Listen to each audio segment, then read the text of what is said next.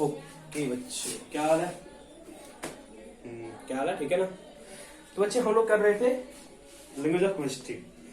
और बच्चे हम लोग लैंग्वेज ऑफ केमिस्ट्री में ना रेडिकल्स तक का बात कर रहे थे ना, कि क्या है ना, रेडिकल्स की बात कर रहे थे, कंपाउंड्स का हम लोग फॉर्मूला कैसे लिखते हैं, इस चीज की बात है ना, इस चीज के बारे में हम लोग बात कर चुके हैं। ठीक है, ओके।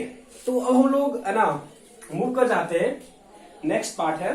सो नेक्स्ट पार्ट पे हम आएंगे बाद में, that is chemical equation, reactions कैसे लिखते हैं, बैलेंसिंग कैसे करते हैं। बट बिफोर दैट हम लोग कुछ क्वेश्चंस करते हैं। ठीक है, कि जो पार्ट हम लोग किए रेडिकल्स वाले पार्ट में, हम आप देखते हैं कि कुछ है ना क्वेश्चंस कैसे होते हैं, है ना, कैसे अटेम्प्ट किया जाता है, उन सब चीजों को हम देखते हैं। तो बहुत सिंपल सा क्वेश्चन, कुछ लिख लो, write the formula, write chemical formula of, write chemical formula of sulphate of, sulphate of, sulphate of, sulphate of aluminium, sulphate of aluminium, ammonium, sulphate of aluminium, ammonium and zinc, sulphate of ammonium, aluminium and zinc.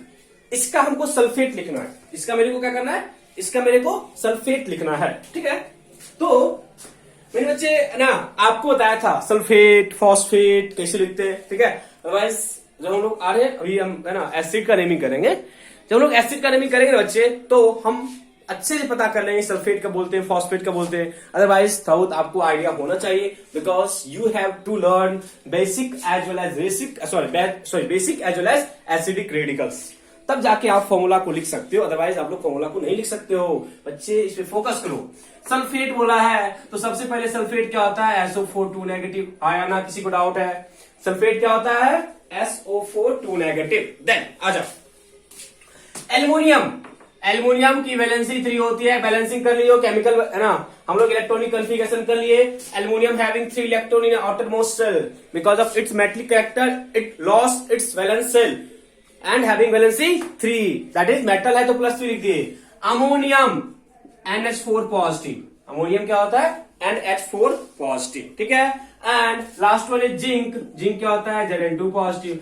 जब बच्चे मेरे को ये पता चल गया तो हमें क्या था, फॉर्मूला लिखने के लिए क्या बताया था, एल्युमिनियम पहले क्या लिखो, वैलेंसी लिखो, देन क्या लिखो, एसिडिक लिखो, वेल है ना, उस पे क्या करो, उसका जो वैलेंसी है उसको लिखो, चार्ज को मत काउंट करो, इस वाले को यहां भेजो, इस वाले को यहां भेजो। यही था ना, यही था बच्चे ना, यही था ना।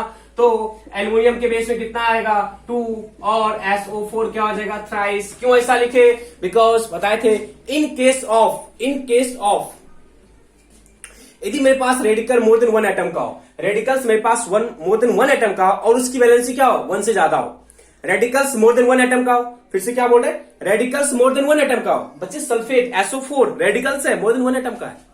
सल्फेट रेडिकल है, मोर देन 1 एटम का है, मोर देन 1 एटम का है। तो इस केस में हम पैरेंथेसिस का यूज करते, एक स्मॉल ब्रैकेट का यूज करते, अदरवाइज आपको कंफ्यूजन हो जाएगा। यदि आप 4 की जगह में 3 लिख दोगे, 4 के बगल में 3 लिख दोगे तो का कंफ्यूजन, ये किसका है, ऑक्सीजन का है या देखो। अभी आप यदि को ऐसे लिखता है बच्चे Al2SO4, यहाँ पे लिखता है 3, तो कोई मीनिंग है इसका, नहीं मीनिंग है नहीं। यदि कोई यहाँ पे लिखता है जो 4x3 का लेता है तो किसका होगा, वो ऑक्सीजन का होगा। बट जो ये 3 आ रहा है ना, वो कंप्लीट सल्फेट के लिए आ रहा है, SO4 के लिए आ रहा है। यहाँ पे जब 3 लिख रहे हो ना, इस कंप्लीट के लिए आ रहा है। ठीक है, इस चीज का केयर करना कि जब कभी भी मेरे पास रेडिकल मोर देन 1 एटम का हो, ओके, रेडिकल क्या हो, मोर देन 1 एटम का हो, और उसकी वैलेंसी क्या हो 1 से ज्यादा हो। इस केस में जब आप वैलेंसी का इंटरचेंज करोगे तो उस केस में जो वो है ना रेडिकल्स है उसको पैरेंथेसिस में लिखो, देन उसके वैलेंसी को वहां पे क्या करो, अटैच करो।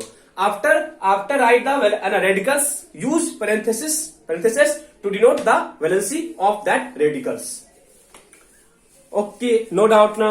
चलो अमोनियम, अमोनियम पहले basic radical, then SO4 2 negative, SO4 2 negative.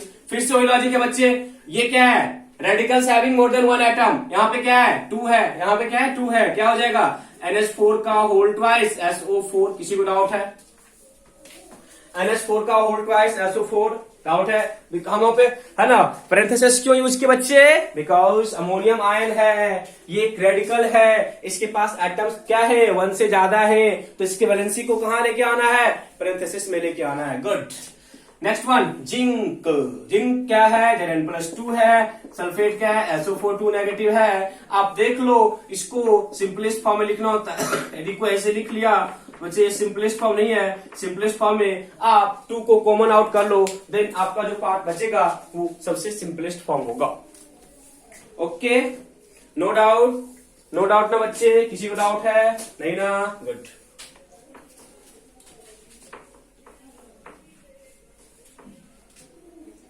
एक क्वेश्चन लिखो, क्वेश्चन लिखो नेक्स्ट।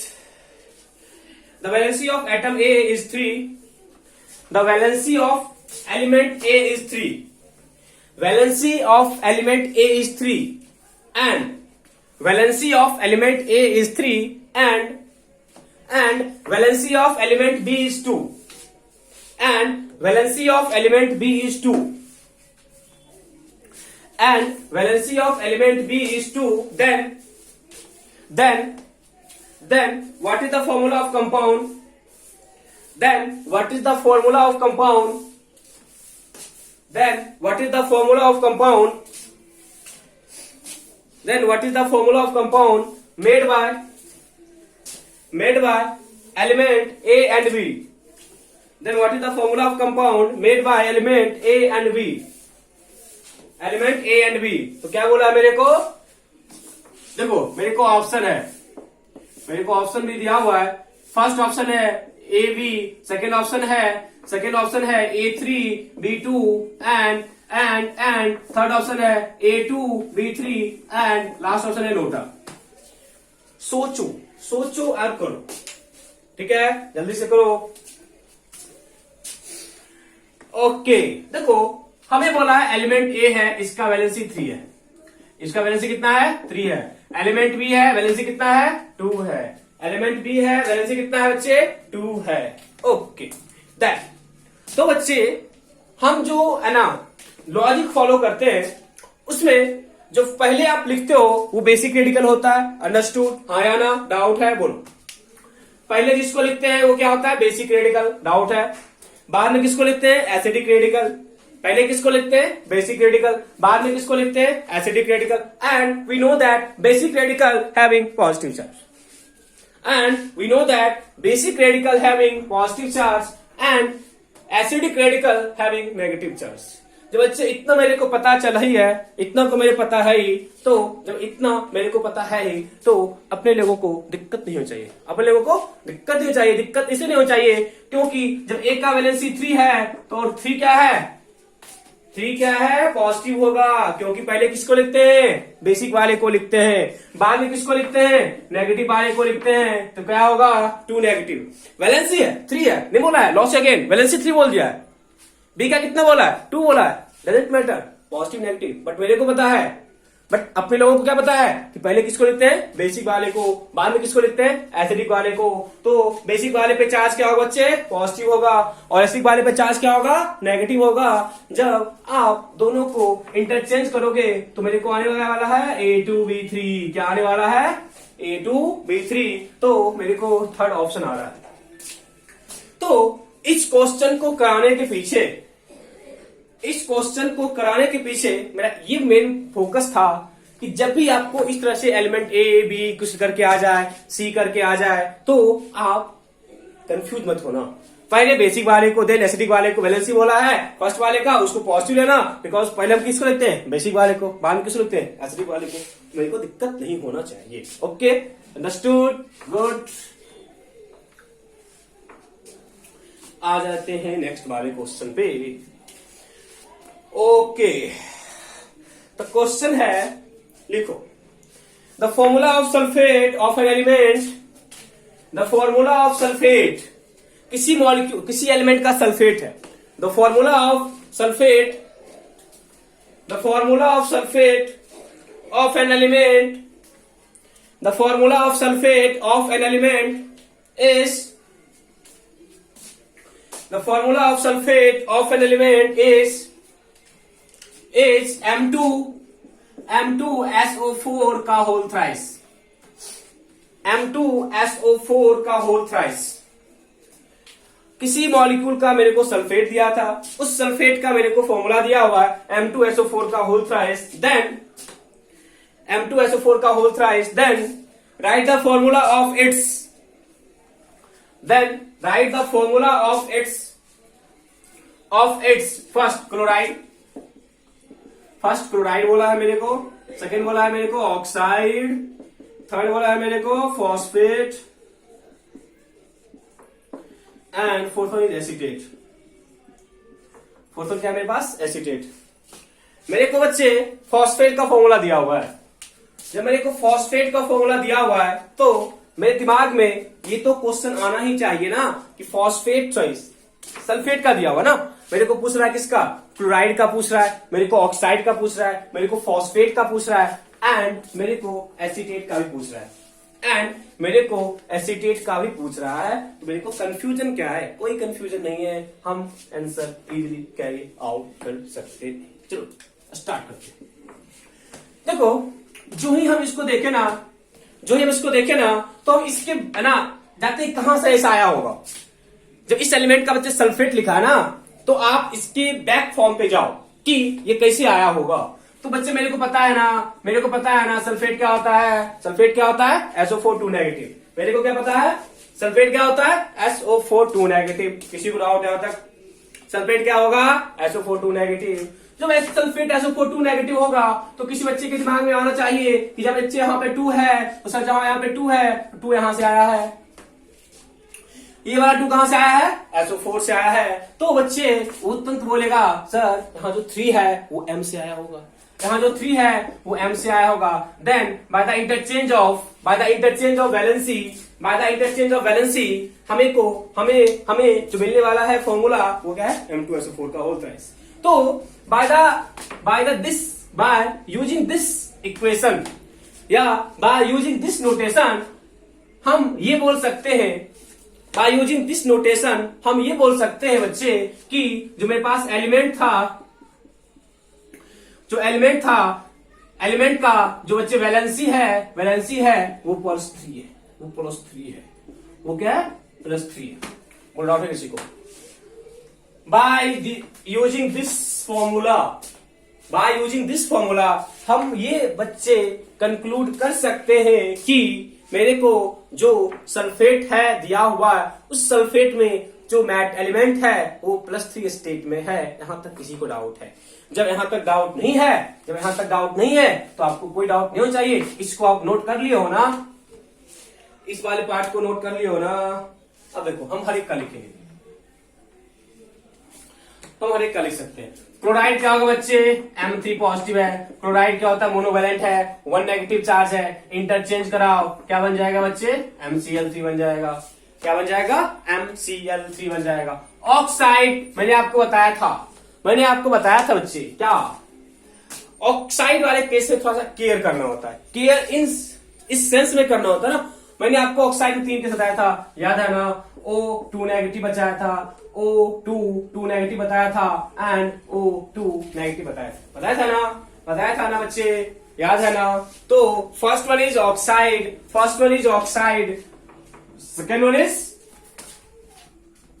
सेकेंड क्या है? Peroxide and third one is super oxide. हाँ या ना? Third one is super oxide. यहां तक पता है ना?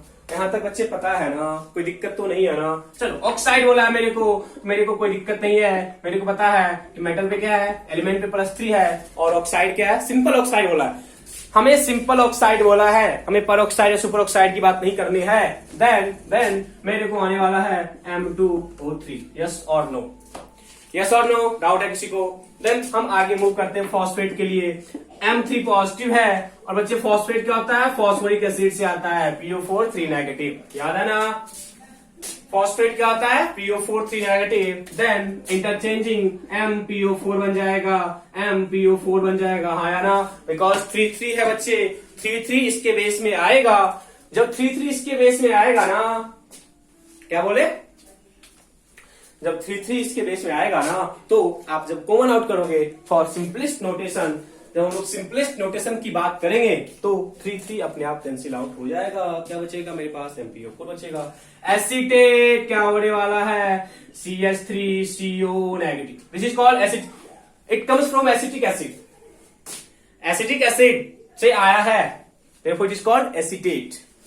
तो बच्चे इसका जो फॉर्मूला लिखेंगे ना, क्या होगा? MCH3COO का होल थ्राइस। या कहीं कहीं पे इसको आपको इस तरीके से लिखा रहेगा, तो कंफ्यूजन मत रखना, ठीक है। एसीटेट वाले को इस तरह से लिखता है, कोई दिक्कत नहीं। सोडियम एसीटेट CH3CONA लिखता है ना। अमोनियम सल्फ है ना, अमोनियम एसीटेट है ना, क्या था CH3CO NH4 होता है, डजंट मैटर, ठीक है। आप किसी तरह लिख सकते हो, आपको पता होना चाहिए क्या आप लिख रहे हो, ये आपको पता होना चाहिए, ठीक है। डाउट यहां तक है? डाउट नहीं आना बच्चे, गुड। तो ऐसे ऐसे क्वेश्चन, रेडिकल्स बस आपको याद रखना है। रेडिकल्स यदि आपको याद हो गया देन आप क्वेश्चंस में कहीं आपको कोई दिक्कत नहीं होने वाला है, बस आपको रेडिकल्स याद रखना है, ठीक है, और कुछ नहीं। क्वेश्चन लिखो तो, फाइंड द वैलेंसी ऑफ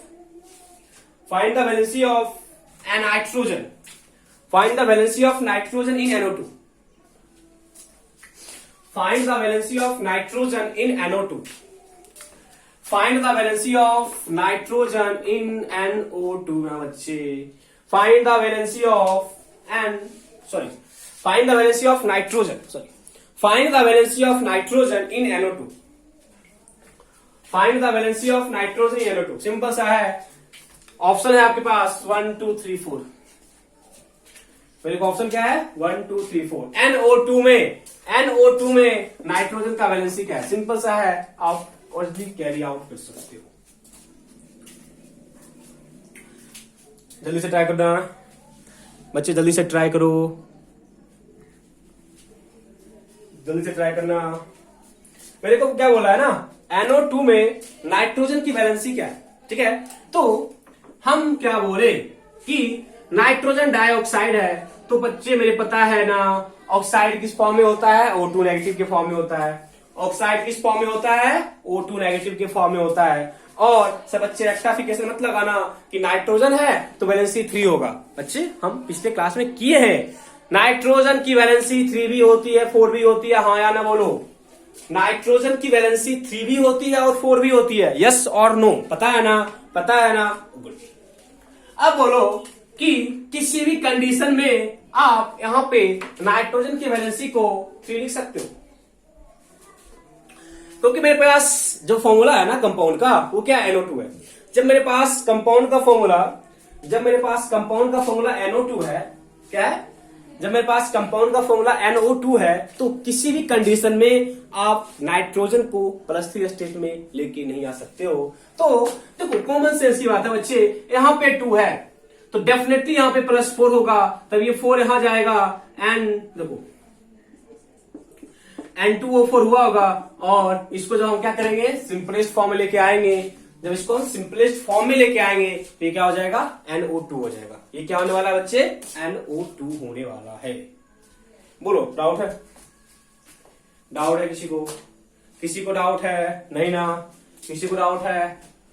तो इस तरह के क्वेश्चंस आपसे होने चाहिए। क्वेश्चन लिखो, क्वेश्चन लिखो, कैलकुलेट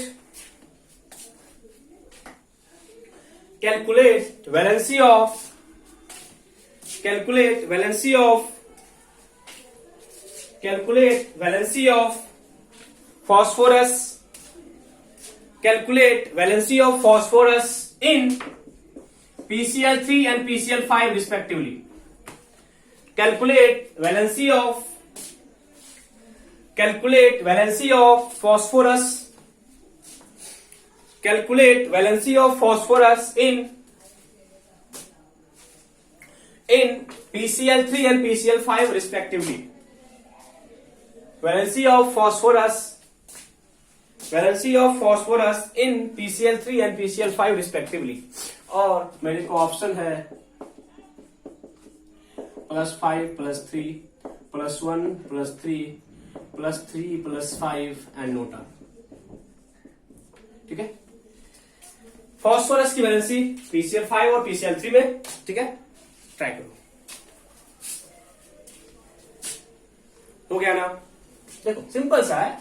तो फॉस्फोरस PCl3 है, तो मेरे को इतना पता है क्लोरीन हमेशा कहां होता है, -1 में। जब क्लोरीन हमेशा -1 में है तो फॉस्फोरस डेफिनेटली यहाँ पे +3 स्टेट में होगा, तब जाके PCl3 बना होगा, बट बच्चे इस तरह का केस होता नहीं है, क्योंकि फॉस्फोरस नॉन मेटल है। तो हम ऐसा सोच नहीं सकते, हम ऐसा क्वेश्चन सॉल्व करने के लिए कर रहे हैं, बट इसका जो होता है एक्चुअल क्या होते हैं, फॉस्फोरस यहाँ पे 3 बॉन्ड फॉर्म करता है और फॉस्फोरस यहाँ पे 5 बॉन्ड फॉर्म करता है।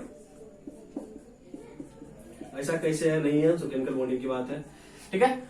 तो आप इस केस में देख रहे हो ना कि फॉस्फोरस कितना बॉन्ड फॉर्म किया है, 3 बॉन्ड फॉर्म किया है, बता चुके हैं मोनोवैलेंट एटम है, एक सिंगल शेयरिंग है तो 3 वैलेंसी होगा। नीचे वाले में फॉस्फोरस 5 बॉन्ड फॉर्म कर रहा है तो 5 वैलेंसी होगा। बट हम ऐसे बोल सकते हैं कि क्लोरीन -1 में है तो इस तरह के फॉर्मूला को लाने के लिए फॉस्फोरस डेफिनेटली +5 स्टेट में होगा, ठीक है। इस तरह से आप क्वेश्चन को अप्रोच करा सकते हो। बट यहाँ पे फॉस्फोरस एक नॉन मेटल है, ठीक है, और यहाँ पे कभी लॉस नहीं होता है, यहाँ पे या तो शेयरिंग होगा या तो गेन होगा।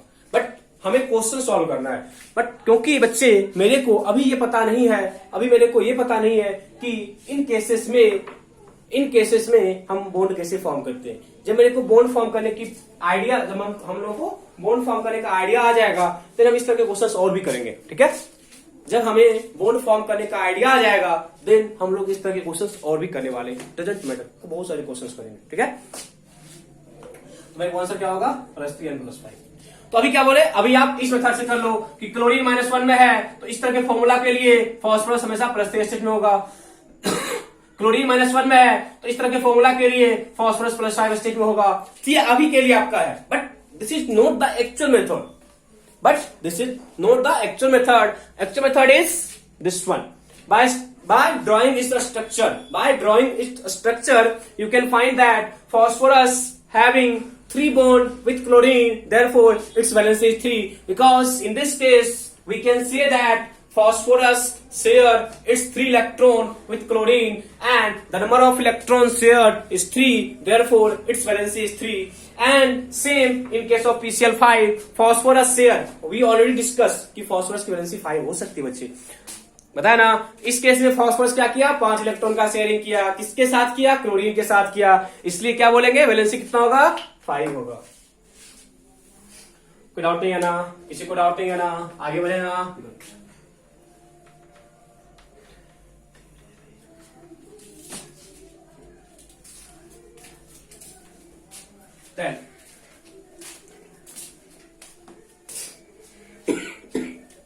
क्वेश्चन लिखो,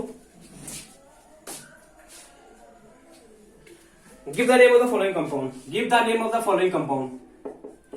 Give the name of the following compound.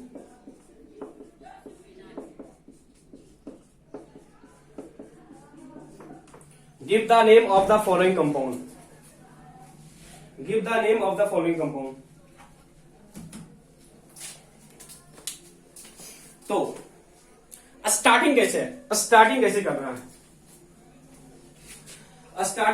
है बच्चे, हमने बताया था आपको पिछले क्लास में, किसी कंपाउंड में ऑक्सीजन के नंबर को कम या बढ़ा के हम उसके नेमिंग को किस तरह से चेंज कर सकते हैं।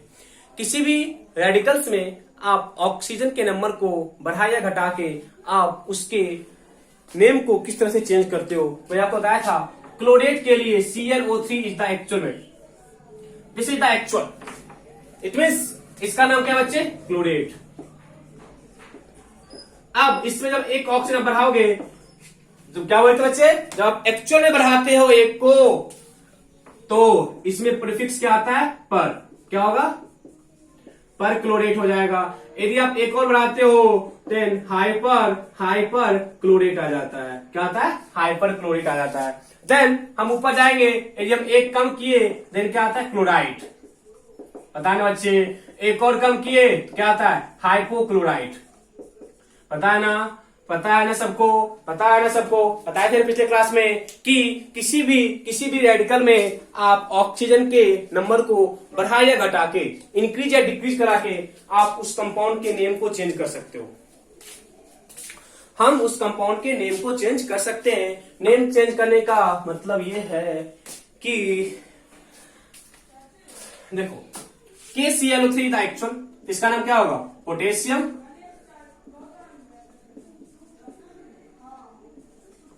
क्लोरेट।